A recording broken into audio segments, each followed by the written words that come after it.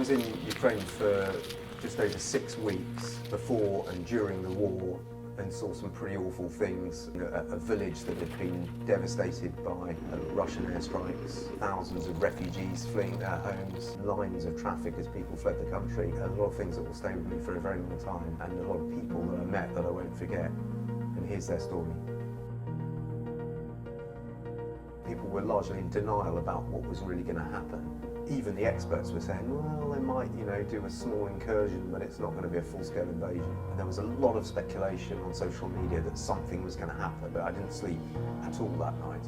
I was sort of glued to things like Twitter, just seeing what was happening. It was like being in a sort of, disaster movie, really. We were the first TV crew really into Kharkiv after the war began. There were queues of traffic coming out of the city, but we were the only vehicle heading north. As we drove, we actually saw airstrikes, and it was pretty worrying. It was a village called Yakivlivka, which we ended up visiting just after it had been hit by missiles. And as we came in at the top of the hill, you could see the houses completely smashed apart. People clearly still profoundly in shock. There were bodies lying around, bodies being recovered. It was really awful. We met this woman called Natasha, who was picking through the remains of her home that had been partially destroyed. And I just kind of, after the interview, gave her a hug, really.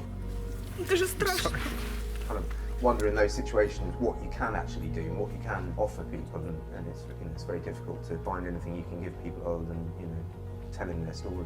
So one of the trips we did into Kharkiv was into the central square, Freedom Square, just a few hours after it had been hit by a Russian equivalent of a cruise missile. You see complete devastation here.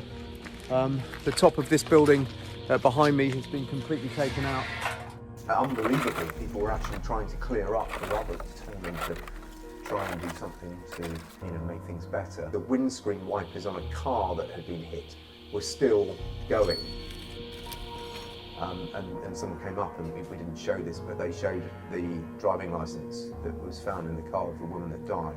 They were trying to find her family. I've covered quite a lot of conflicts, sadly, in the past, of Libya and Syria and Iraq and Afghanistan. I think the difference here is that the government and the military, Ukrainian military, actually want you to show what's happening. I think it's quite important we don't sanitise what's going on. As a reporter, you sort of know that you have the ability to go home and leave.